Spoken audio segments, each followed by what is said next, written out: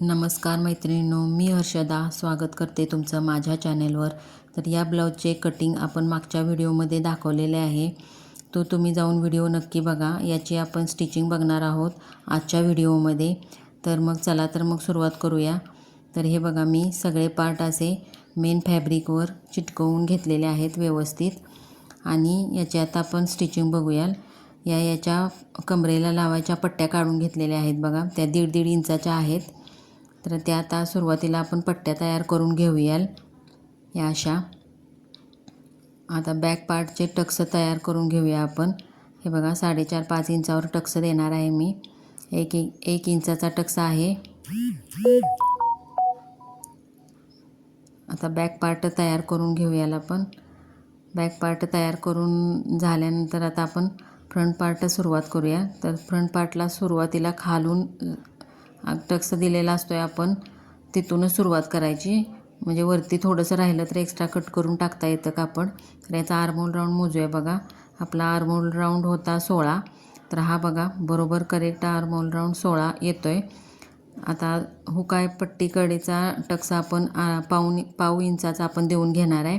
हे बघा, पाऊण इंचाचा टक्स दिल्यानंतर किती छान पप आला आहे बघा, खूप सुंदर पप येतो. हे बघा, आता दुसरा पार्ट आपण तयार करूया. दुसऱ्या बाजूचा खालूनच सुरुवात करायची जोडायला. हे बघा, तयार झालेला आहे आपला. आता याला आपण टक्स देऊन घेऊया. हुकाय पट्टीकडेचा पाव इंचाचा टक्स द्यायचा, 2 इंच अंतर सोडायचं मेन टक्सपासून, तिथंपर्यंत टक्स द्यायचा. आता याच्या हुकाय पट्ट्या आपण तयार करूया. आधी आपण असे 2.5 इंचाची आईची पट्टी आपण तयार करणार आहे. हे बघा, व्हिडिओ दाखवल्याप्रमाणे खालूनच टिप मारायला सुरुवात करायची. ही अशी आईची पट्टी आपण तयार केलेली आहे बघा. ही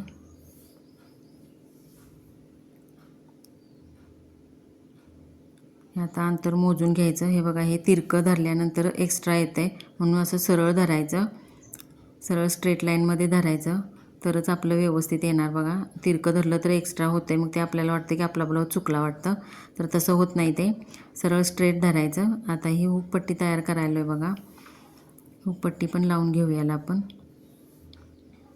स्ट्रेट काढायची हुकपट्टी. तिरपी झाली तर तिरकं कापड होतं आहे मग. हे बघा, ही हुकपट्टी लावून घेतो आहे. हे आता झालेली आहे आपले हुकपट्टी आणि आयपट्टी दोन्ही लावून झालेले आहेत. हे बघा, स्ट्रेट घ्यायचं असं. आपण जितकं मार्जिन सहित पकडलेलं होतं कटिंगला तेवढं तयार झालं पाहिजे आहे. हे एकावर एक ठेवून बघायचं. हुकपट्टी आयपट्टी एकावर एक ठेवून बघायची. आता हे बघा, आता आपण बॅक पार्टवर फ्रंट पार्ट तयार केलेला आहे, तो असा ठेवून घ्यायचा व्यवस्थित. आणि एक्स्ट्रा किती मार्जिन राहते खाली, त्याच्या खाली पाव इंच सोडायचं आणि टीप मारून घ्यायची. हे बघा, हे असं. दुसऱ्या पार्टला पण बघूयाला आपण एक्स्ट्रा किती मार्जिन राहते बघा. मी बॅक पार्ट तयार करून घेतलेला होता, त्यामुळं आपण जिथं आपण आता रेघ ओढणार आहे तिथं आपली शिलाई बसली पाहिजे आहे, या हिशोबाने बघायचं. आता यांचं हुकाय पट्टी किती आहे बघा, 9 इंच तयार आहे. तर आपली पण बघा 9 इंच तयार झाली पाहिजे आहे. त्या हिशोबानं आपण ॲडजस्ट करून घ्यायचं. हे बघा, हे असं स्ट्रेट लाईन ओढून घ्यायची. तर आता बघा, हे कापायचं नाही आहे. खाली मी पाव इंच मार्जिन ठेवून कट करतो आहे राहिलेलं कापड, कारण ते बरोबर रेघ आखलेले आहे, त्याच्यावर आपली टीप आली पाहिजे आहे म्हणून. आता दुसऱ्या बाजूचं पण तसंच चेक करून घ्यायचं. हे बघा, हे असं पार्टवर पार्ट ठेवून. हे बघा, पाव इंच अर्धा इंच खाली शिल्लक राहते बघा, ते असं एक्स्ट्रा थोडं राहिलेलं कट करून टाकायचं. आणि आता ते आपण रेघ ओढलेली आहे त्याच्यावर बरोबर टीप गेली पाहिजे, या हिशोबानं टीप मारायची.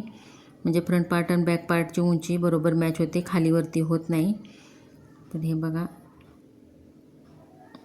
दाबटीप मारून घ्यायची. तर दोन्ही साईडच्या पट्ट्या अशा व्यवस्थित लावून घ्यायच्या. जिथं टक्स आलेला असतो तिथं थोडासा फोल्ड द्यायचा बघा. मी थोडासा फोल्ड दिला आहे, तिथं चून टाकलेली आहे. आणि चून टाकल्यामुळं कापड कसं बरोबर व्यवस्थित बसतं. हे बघा, हे आता चेक करून बघायचं. आता हे झालेलं आहे आपलं फ्रंट पार्ट तयार झालेला आहे. आता हा फ्रंट पार्टला आपल्या आय करायचे राहिलेत बघा.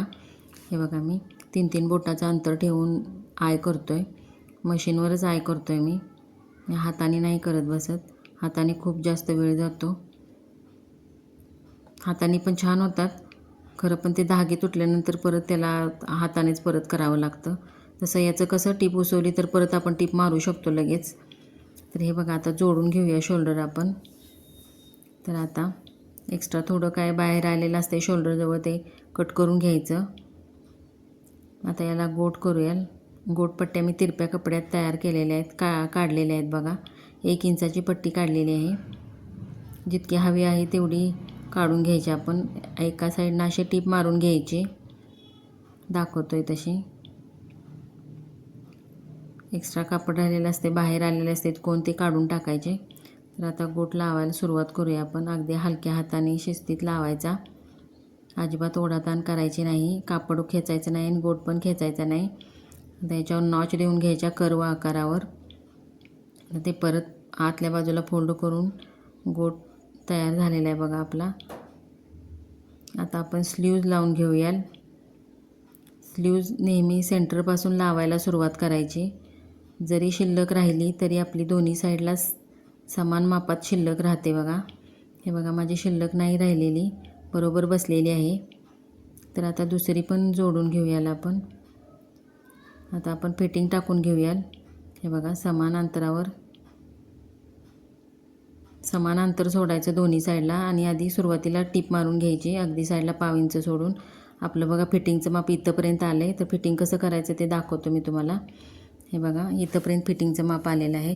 तिथून पुढं ब्लाऊजचं हुकपट्टी जर शिल्लक असेल तर हुकपट्टीपर्यंत मोजायचं, नाहीतर आयपट्टी असेल तिथं आयपट्टीपर्यंत मोजायचं आणि त्याचा असा एक फोल्ड टाकायचा. किती माप आले बघा, आणि परत आणि एकदा त्याला असा फोल्ड टाकायचा. आता जेवढं राहिलेलं आहे अंतर तेवढं आपलं फिटिंगचं माप टाकायचं. जे आपण 1/2 इंच सोडून टीप मारलेली होती ना तिथून तशी तेवढं अंतर ठेवून मार्किंग करून घ्यायचं. हे बघा हे असं दोन्ही साईडला अगदी करेक्ट फिटिंग येतं. कुठेही एका रेघेचा सुद्धा फरक पडत नाही. आता स्लीवचं फिटिंग टाकूया. इथं आपण 1.5 इंच सोडलेलं होतं छातीमध्ये, ते 1.5 इंच. हे बघा इथं हाताचं माप टाकतो आहे. आता हे छोटं वाटतं आहे आपल्याला, ते ॲक्च्युली तो मुंडा जास्त आहे ना, आपण बोटनेकसाठी मुंडा जास्त ठेवतो ना, त्यामुळे ते तसं छोटं वाटतं आहे. खरं ते ओके बसतो आहे ब्लाऊज हा, कारण उंची पण ब्लाऊजची 12च तयार आहे, म्हणून तसं वाटतं आहे आपल्याला हे छोटं आहे. तर आता बघा हे आपलं फिटिंग तयार करून झालेलं आहे. हे बघा आता हे बघा बाही कशी बरोबर करेक्ट जोडली गेलेली आहे समोरासमोर, अजिबात वर खाली झालेली नाही. दुसरी पण साईड. हे बघा आता मी तुम्हाला याचा फायनल लुक दाखवतो. किती सुंदर ब्लाऊज तयार झालेला आहे बघा. व्हिडिओवर पहिल्यांदा असाल तर चॅनेलला सबस्क्राईब करा. व्हिडिओ आवडला असला तर लाईक करा, शेअर करा आणि कमेंट करायला विसरू नका. अशाच नवनवीन व्हिडिओसाठी माझ्या चॅनलवर रहा. धन्यवाद.